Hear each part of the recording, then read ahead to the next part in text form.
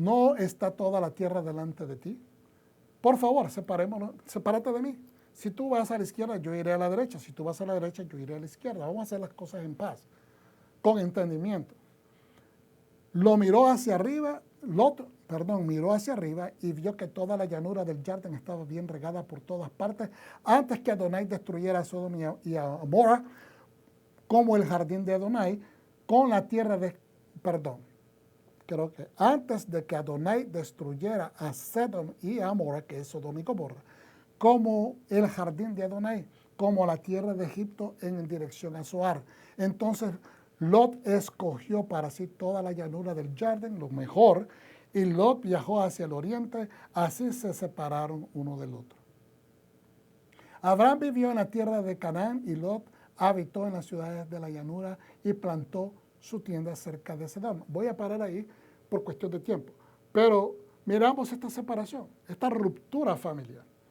Pero fíjense bien, a veces hemos visto lecciones y enseñanzas que nos hablan, ¿verdad? Que muy mal agradecido Lot, sí, realmente muy mal agradecido. Pero acuérdense que la misión de Abraham era separarse de su familia y su parentela.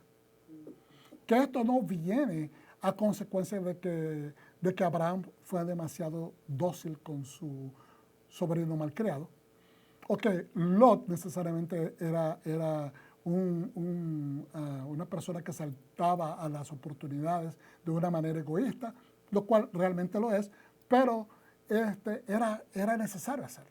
Era parte del plan de Dios. Entonces, pero lo que nos deja de lección es que hay personas que van a saltar a las cosas económicas. Abraham no estaba ahí para hacerse rico. La promesa era que iba a ser grande. La promesa era que iba a ser una persona de poder. La promesa era de que de él iban a salir naciones, o las naciones iban a ser bendecidas. O una gran nación iba a salir de él y que todas las naciones de la tierra iban a ser bendecidas en él. Entonces, la misión de Adonai era separarlo para poder lograr toda esa funcionalidad de todas las otras promesas. Si esto no sucedía, era un obstáculo para que Abraham llegara. Imagínense que cuando llegara esa grandeza, que esté Lot ahí siendo parte del obstáculo, exigiendo derechos, etc. Entonces, en Génesis 3 se cuenta la historia de una familia en proceso de desmoronación o desmoronarse, y que paradójicamente, contradictoriamente, le abundan las bendiciones. No era que había falta de tierra, no era que había falta de pastizales, no era que era mucho lo ganado, sino que prácticamente, hermanos, era una cuestión de la actitud de las personas. Las peleas eran entre los pastores. El joven debió haber dicho, ¿sabes qué? Tienen que respetar la propiedad de mi tío, que me ha dado casa en medio de su casa. Entonces, pero no fue así. A veces miramos estos embates en la familia, en estos embates en la vida, como cosas negativas, pero cuando venimos a ver, es parte del plan, de la promesa que Dios le había dado a él. Entonces, para resumir, muchas veces he escuchado enseñanzas donde se habla o se demoniza la inconsistencia o la falta de ética o de espiritualidad del otro. Pero aún así, fíjense bien, hermanos, de que aunque Abraham pudo haberse lamentado, cuando miramos la línea de Lot, ¿verdad? Y de su relación incestuosa con sus dos hijas al salir de Sodoma, ¿verdad? Que tiene relaciones con sus hijas, sale Amón, que viene a ser el ancestro de los amonitas, y sale también Moab, que es el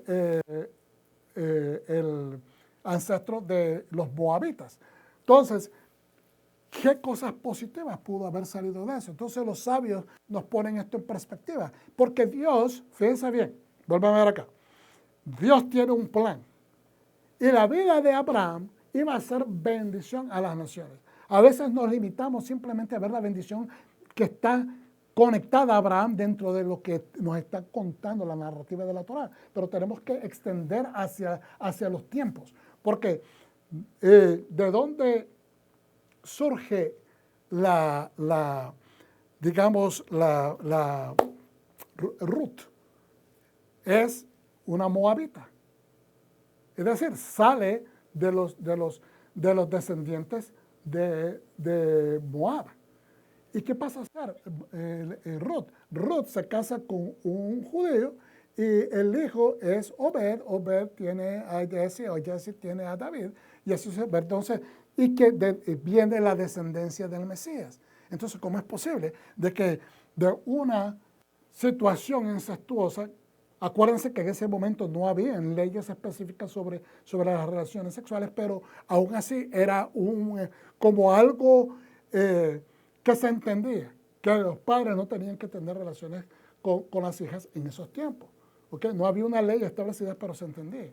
Ahora, ¿por qué es importante? Porque los sabios nos ponen esta perspectiva, que de esto, aún dentro de lo negativo, Dios extrae algo positivo, porque Ruth pasa a ser descendiente de Moab, la cual se casa con un judío, de la cual viene la descendencia de su descendencia viene el rey David, el cual es el ancestro del Mesías Yeshua. Y esto es importante verlo. Dios va a través de los tiempos a componer las generaciones de los justos que se someten a su voluntad, porque eso es el plan de Hashem. Amén. Entonces, quiero decir nada más algo acá en Colosenses. Aleluya, hay tanto que decir, hay tanto que compartir. Colosenses nos dice, también fue una unión con el que fuiste circuncidado con una circuncisión no hecha por manos humanas, sino relacionada despojando el control de la vieja naturaleza sobre el cuerpo. Si ponemos esto en una correlación o analizándolo desde el punto de vista de la historia de Abraham, fíjense bien, también fue una unión con el que fuiste circuncidado con una circuncisión no hecha por manos humanas, es decir, no fue físicamente la circuncisión. La circuncisión de Abraham no fue física al principio. Se tuvo que circuncidar, arrancarse de todas las cosas carnales a las cuales él estaba pegado, sus tradiciones, su cultura, su familia, su religión, ¿verdad? Las políticas, la culturización a la cual él estaba, se tuvo que circuncidar, se extrajo de todo ese gremio para obedecer a Dios. Pues eso es exactamente lo que es una circuncisión espiritual. Dejar de caminar en el pecado, dejar de caminar en la idolatría, dejar de caminar en la mundanidad para seguir los pasos del Dios que te está diciendo, siguen. Dice, sino realizada despojando del control de la vieja naturaleza sobre el cuerpo. La vieja naturaleza es todo, ¿verdad? Con lo que el hombre está viciado en su mente y en su espíritu. En esta circuncisión, pero esta es la circuncisión hecha por el Mesías. Amén. O sea, la misión del Mesías no es diferente a la misión que el Padre le presentó a Abraham. Fuiste sepultado junto con él al ser sumergidos y en unión con él también fuisteis resucitados. Voy a utilizar otro término. Fuisteis sepultado en Ejad con él al ser sumergidos. ¿En qué? En las aguas de la renovación, que son las aguas de la inmersión o del bautizo. Y en unión en Ejad con él, también fuiste resucitado junto, nuevamente, en Ejad con él por la fidelidad o la fe en Dios que obró cuando resucitó a Yeshua de entre los muertos. Amén. Aleluya. Suena profundo, pero es bien simple. Si estamos en Ejad, si estamos en unión, si estamos anexados a la voluntad del Padre a través de seguir a su Hijo Yeshua, quien es la Torah viviente, ¿okay? Entonces significa que hemos sido resucitados justamente con Él. Morimos en las aguas y resucitamos a una nueva persona, a un nuevo ser espiritual que se adjudica al estudio de la Torah, al seguir los pasos espirituales que Dios establece en sus mandamientos. Los mandamientos no son carnales, los mandamientos son en esencia espirituales, porque son los que nos enseñan el camino a seguir. Ahora, estabas muerto a causa de tus pecados, es decir, a causa de tu prepucio, tu vieja naturaleza. Pero Dios os dio vida junto con el Mesías al perdonaros todos vuestros pecados. El prepucio es esa carnosidad que cubre el miembro masculino. Significa que cuando es removido queda a la intemperie, queda en presencia de Dios. Estoy hablando ahora en términos espirituales. Al despojarnos de la carnalidad del mundo, Es decir, abandonamos, no sabemos qué hacer. No tenemos amigos porque los amigos se burlan, ¿no? La gente te rechaza. Dejas de ver las cosas negativas que miraba. Dejas de comer las cosas sucias que comía. Entonces, empiezas hasta a tener un conflicto con esa identidad y no sabes qué hacer porque no estás acostumbrado a este nuevo hombre en tu persona. Entonces, estás sin el prepucio de la carnalidad humana y entonces Dios te empieza a dar forma.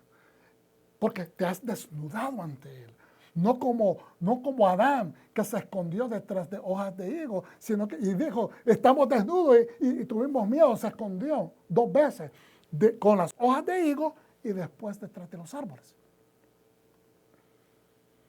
Una por lo que él conceptualizó por sus hechos y después por el pecado.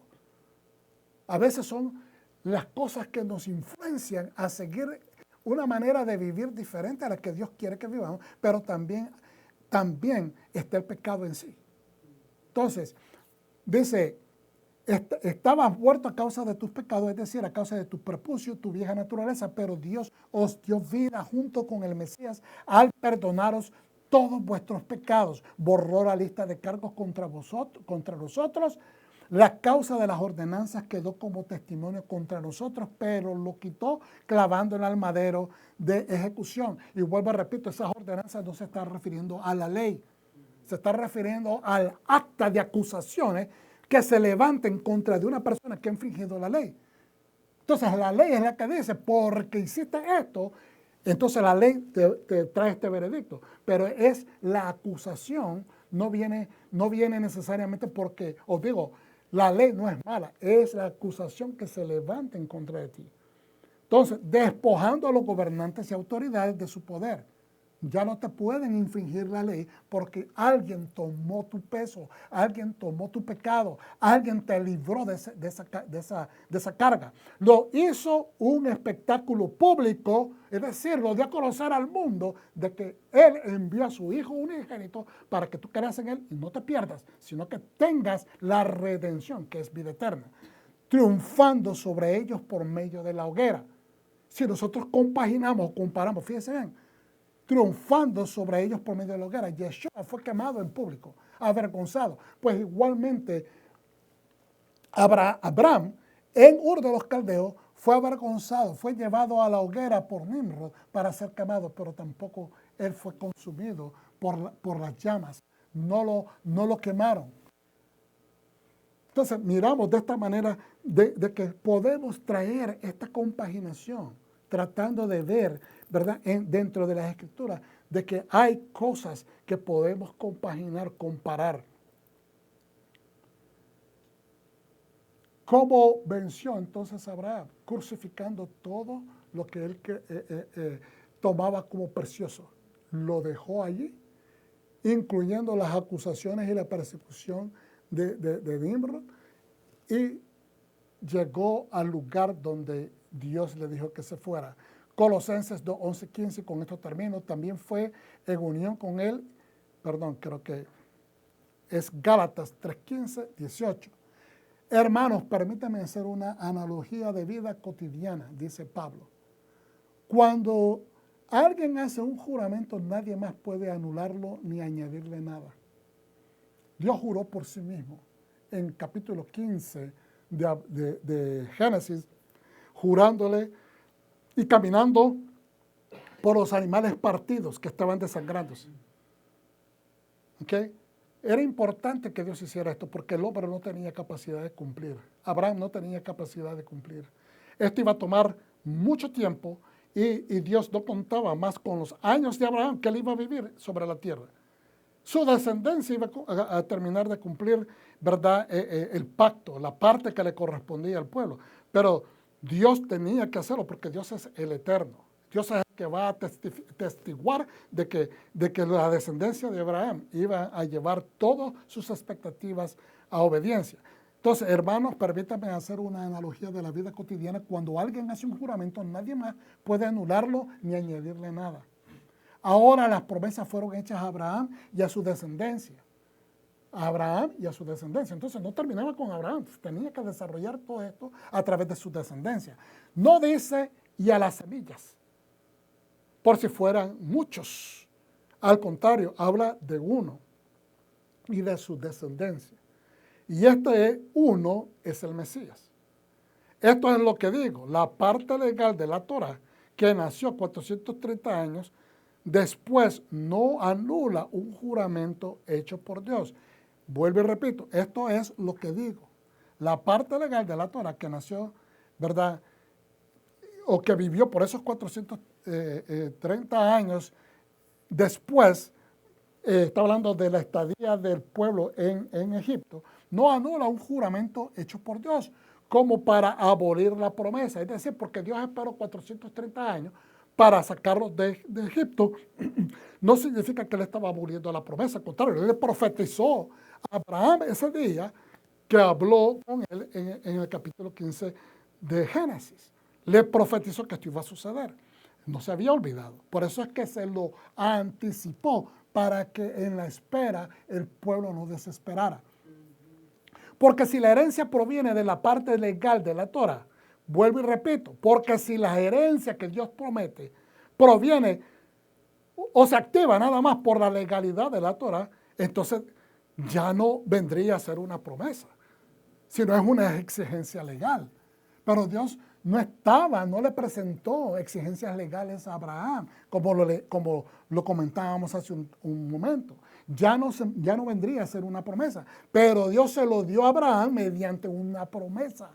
Y cuando hay una promesa se tiene que cumplir. ¿Por qué podemos decir que Dios va a cumplir? Porque Él es ético, porque Él es fiel a su palabra. Y cuando Él camina, según este libro que acabamos de mencionar al principio, que es el contexto cultural, ¿verdad?, del Antiguo Testamento, o de la Biblia y del Antiguo Testamento, nos deja saber de que la gente caminaba en medio de esto para jurarse uno al otro que iban a compartir, o sea, que están trazando un pacto.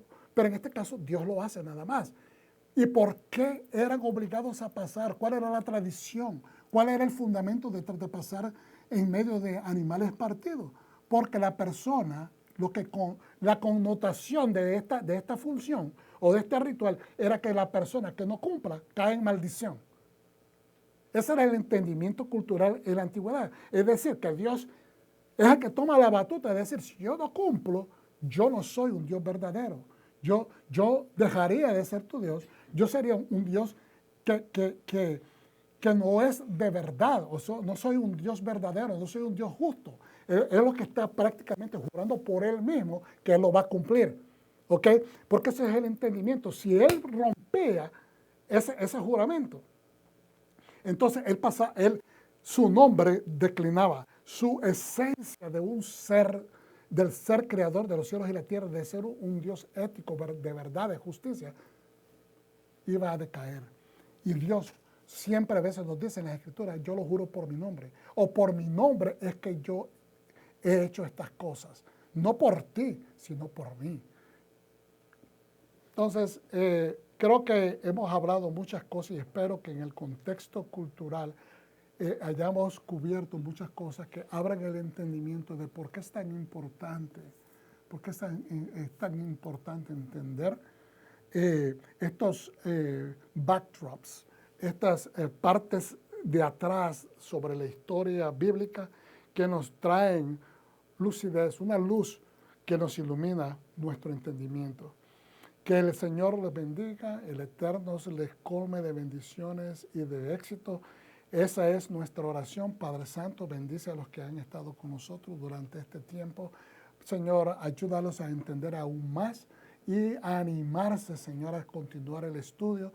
Te pedimos, Señor, que así como comienza una nueva etapa en nuestro país, que nos bendigas con la capacidad de ser todos colaboradores activos, Señor, para que esta nueva oportunidad sea exitosa, que nosotros pongamos de nuestra parte siguiendo tus instrucciones para la gloria de tu nombre, de tu reino, y en el nombre de Yeshua HaMashiach lo pedimos. Amén. Shalom.